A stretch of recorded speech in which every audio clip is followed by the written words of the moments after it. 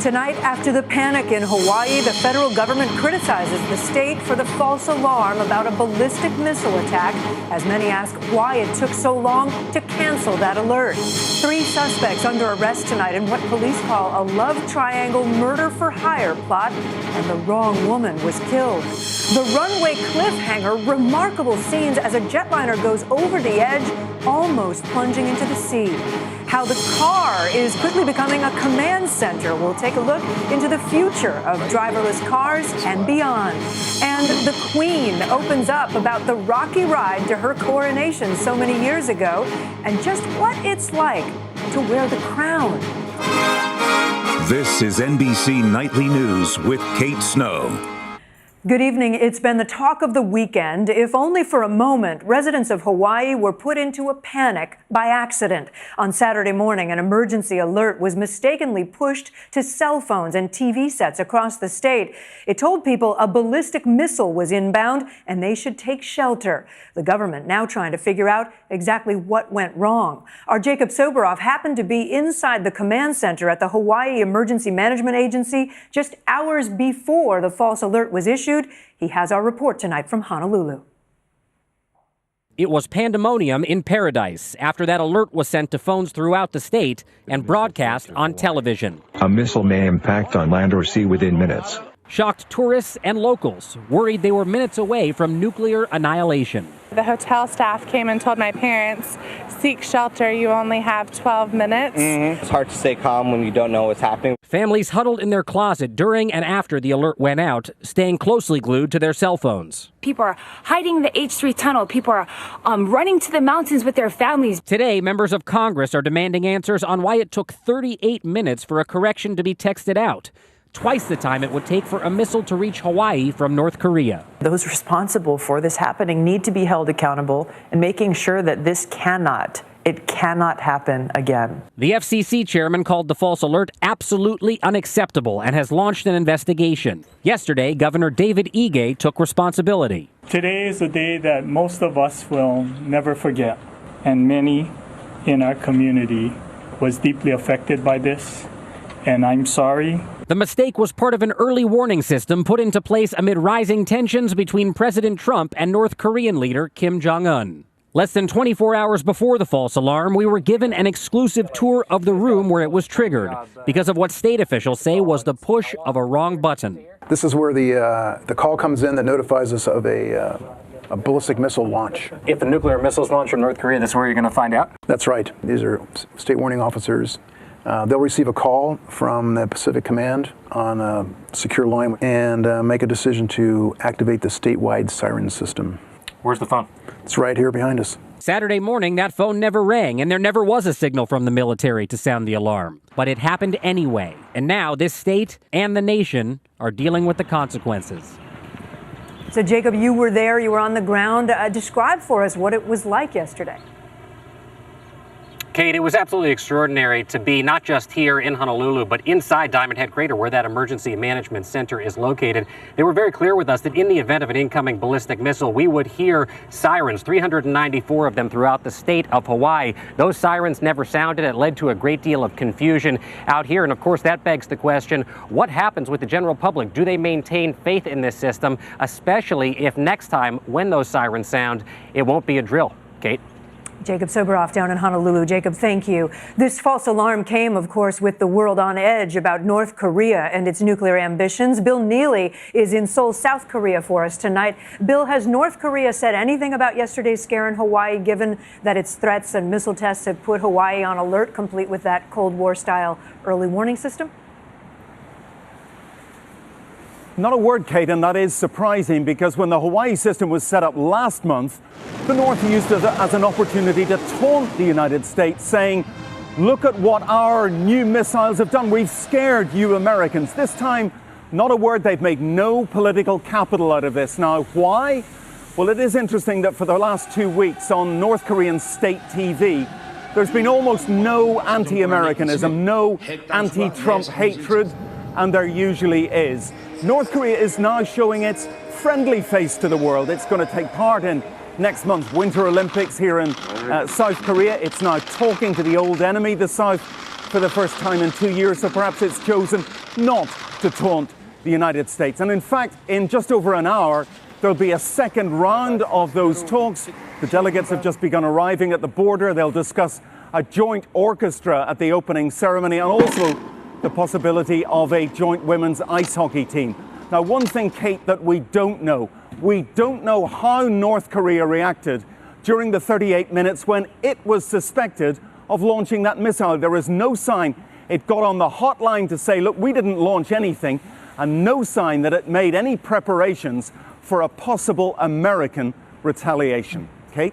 Bill Neely in Seoul, thank you. For its part, the White House has had little to say about the Hawaii incident. Kelly O'Donnell is in Florida tonight with more on that as the president begins a very busy week, Kelly. Kate, in fact, today, nothing at all from the White House about the Hawaii missile alert, and no answer when I asked if the president had spoken to the governor or other officials about the issue. But President Trump did express doubts about a critical negotiation to keep the government open. A long weekend in Florida with the clock ticking toward a government shutdown Friday at midnight. The president, who predicted bipartisan success Tuesday on immigration. When this group comes back, hopefully with an agreement, this group and others from the Senate, from the House, comes back with an agreement, I'm signing it. Popped the balloon on helping dreamers today on Twitter. DACA is probably dead because the Democrats don't really want it.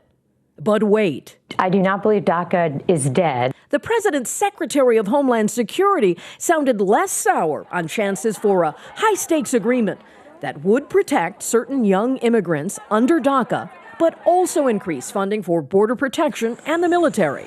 It's not a DACA deal. It's a security immigration deal. The already complex politics of immigration strained by the potency of racism.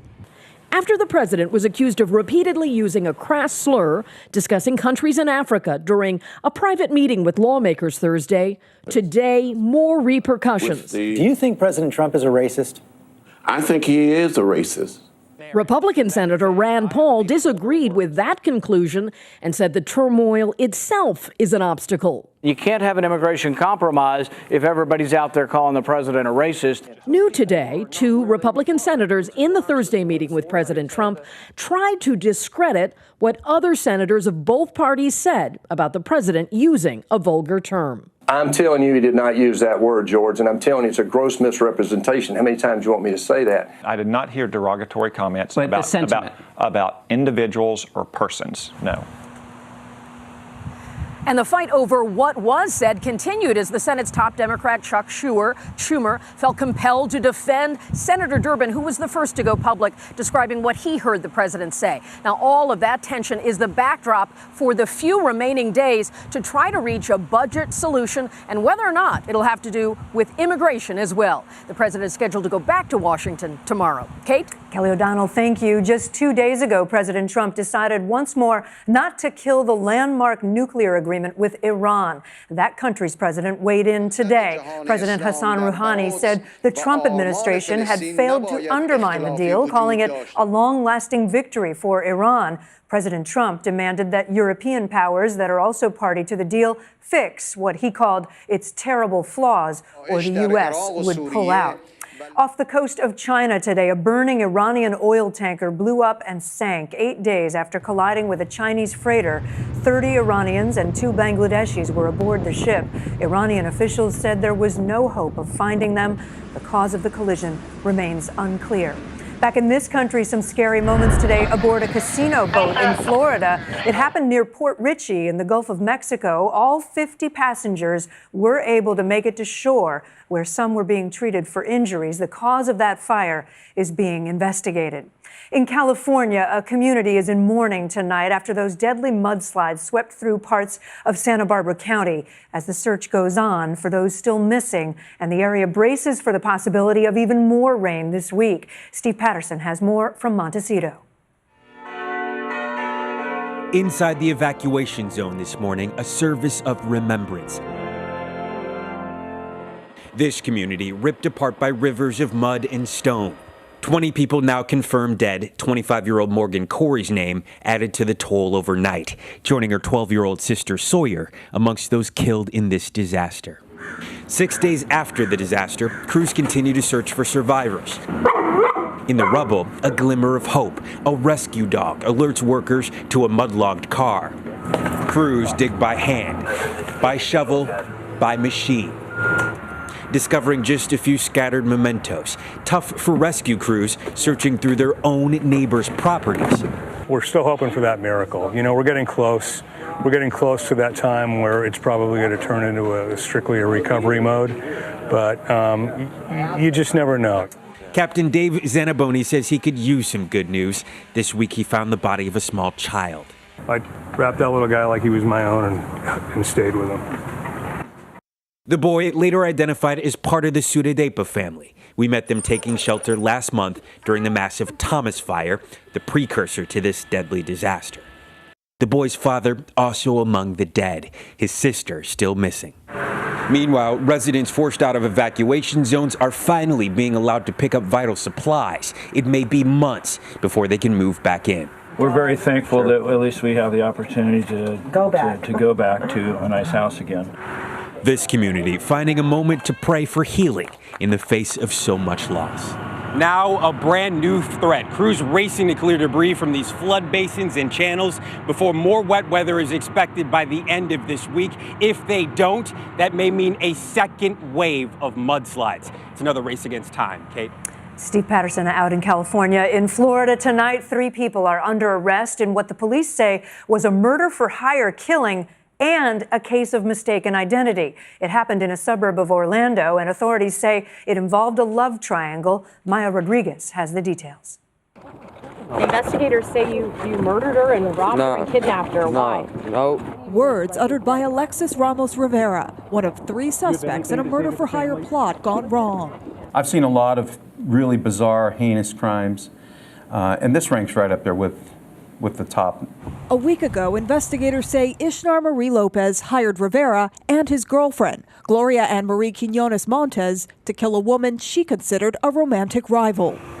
The suspects tracked down the intended victim to this Ross store near Kissimmee, Florida last Sunday. But they followed and grabbed the wrong woman, 42-year-old Janice Zegondita Torres. She did not know these people. She was not involved with these people. When they realized their mistake, police say they killed Torres anyway, beating her unconscious, bounding her with zip ties, and suffocating her with garbage bags. Police found Torres's body more than 80 miles away. They arrested Lopez when she tried to use the victim's ATM card. She then implicated the other 2 suspects, all 3 later confessing to the crime. That this woman lost her life for no reason. This mother, this wife, this daughter, for no reason at all. Her family now left behind to grapple with a senseless loss. Maya Rodriguez, NBC News. Well, everybody is okay, which is remarkable when you see what happened in Santa Ana, California early this morning. A car, that's right, wound up wedged into the 2nd floor of an office building after the driver lost control, hit a divider, and went airborne. 2 people were in that car. One was able to climb out. The other was trapped for more than an hour and had to be rescued by emergency workers. Both suffered only minor injuries. Unbelievable. In Turkey tonight, investigators are trying to figure out why a jet skidded off the runway, went off a cliff, and almost plunged into the water there. Lucy Kavanaugh has more on the terrifying close call. It was a harrowing, heart-racing ordeal. A Boeing 737 dangling off a cliff in northern Turkey. The jetliner's wheels stuck in the mud, its nose just feet from the sea. A baby wails as terrified passengers scramble off the plane, the flight attendant pleading with them to slow down.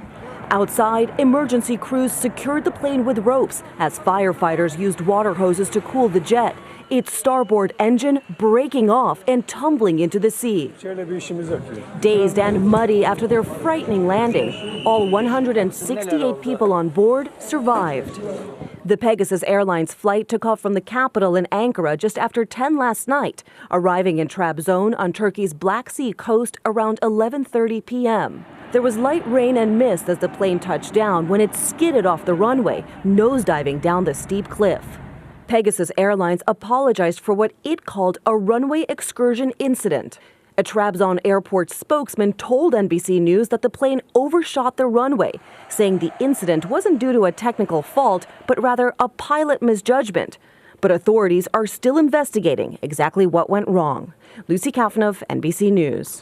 Still ahead tonight, the things your car will soon be able to do. It's the road ahead, and it is coming soon. Also, a success story in Africa where a tech boom is creating jobs and an American woman is helping prepare young people for them. We're back with a look at what the future will look like out on the road. Not only cars without drivers, but all kinds of ways your car will soon be able to communicate with you. Our business correspondent Jolene Kent took a look at some of them in Las Vegas. You got it. Wow. It's the pizza delivery of the future. You can safely remove your order now. At CES, the biggest consumer tech show ever, Domino's arrives in a self-driving car without the pizza guy. Possible because of Ford's new autonomous car technology, trying to make life easier and cities safer. With new sensors, cars can detect pedestrians, bikers, even light posts and parking spots that then talk to each other. The parking place is telling the vehicles that it's open, and there's no meter made because the space is through technology billing your credit card. Samsung wants to make your car central command for your life. Now you're sitting in Samsung's digital cockpit. Start coming home mode. The new connected car concept uses emerging 5G technology to help your vehicle tell your house you're coming home. Why shouldn't my car know that when I'm 30 minutes away, I'd like you to turn on my climate control system and get it to the temperature that I would like? And if you're not sure you need to swing by the grocery store? So we'll tap this, and I'm getting a live shot of what's exactly in my refrigerator.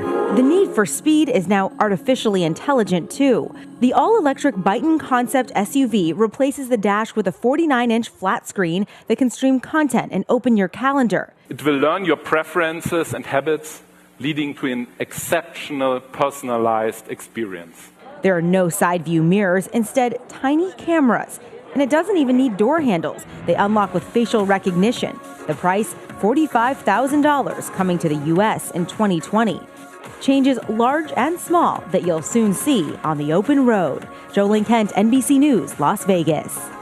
Wow, still to come what Queen Elizabeth has to say about dealing with all those crown jewels. Amid the uproar over those disparaging comments President Trump is accused of making about African nations, we want to go to Africa tonight, to Kenya, for a real success story. It's about that country's emerging tech industry and an American woman who's doing her part to help develop it. Stephanie Rule has more. Maryland native Audrey Chang found opportunity in an unusual place. I wanted to be part of the solution, right? And so that's when I started getting more into entrepreneurship. Our stats and stuff, so we can put that here. The 24-year-old was working for a venture capital firm when she realized the Silicon Savannah in Kenya was the perfect place to plant her entrepreneurial dream. She founded the Moringa School in Nairobi in 2014. The economy in this corner of Africa has been energized by a tech boom and suffers with a high unemployment rate. 20% of people under the age of 25 are looking for work. A huge bottleneck for entrepreneurs and innovators in Africa is really talent, right? Like they can't find the right talent for all their roles that they're trying to fill. Her school aims to educate the next generation of developers. Students learn how to code, build mobile apps and websites. Education really needs to match what employers are looking for. And also classrooms need to simulate the real working environment. The Moringa School trains millennials for jobs in the hottest segment of the local economy. The school says they have a 95% job placement rate, with students often starting as junior software engineers. They've graduated over 500 students, with some traveling from other African countries to participate in the program. Eventually, I would want to branch out to entrepreneurship, where I would use my skills as a web developer to build a company that helps the community. Now Chang is shifting her focus to recruiting more women, launching a girls-only boot camp. A lot of women don't consider tech as a career option in Kenya. So as Moringa School, we're really trying to bring, grow awareness, expose them to the tech industry early enough. Contributing to the tech industry in Africa that continues to grow. Stephanie Rule, NBC News. When we come back, the burdens of being the queen. Elizabeth talks about wearing the weight of the office. This summer will mark 65 years since Queen Elizabeth was crowned, and tonight, the famously private Queen is speaking out about her 1953 coronation in a conversation with the BBC. She's 91 years old, but the Queen of England still remembers the details of that day in 1953. The carriage ride, a beautiful image, but in reality, bumpy. Horrible. It's not meant for travelling in at all. I mean, it's just not, it's only sprung on leather. So it rocks around a lot. It's not very comfortable. The Queen, who was just 27 years old during the ceremony, opened up about the downsides of the heavy crown. You know, it would have been up to about there when my father wore it. I mean, it was huge then. Yes, very unwieldy. Fortunately, my father and I have about the same sort of shaped head. But once you put it on, it stays. I mean, it just remains itself. You have to keep your head very still. Yes. And you can't look down to read the speech. You have to take the speech up. Because if you did, your neck would break, or it would fall off. So there are some disadvantages to crowns, but otherwise, they're quite important things. Queen Elizabeth herself experiencing a resurgence of popularity after the acclaimed Netflix series The Crown, a period drama depicting her early days as monarch. I think there's such a fascination with this monarchy because we are at a stage now where we have so many generations, which is unprecedented. We have the Queen marking her coronation, the anniversary, William and Kate having another baby, Meghan Markle and Prince Harry getting married, all in a year. It's quite a year. You can catch the full documentary about the Queen's coronation. That's tonight at 8 on the Smithsonian Channel. That is NBC Nightly News for a Sunday night. Lester Holt will be back here tomorrow. I'm Kate Snow. For all of us at NBC News, have a great night.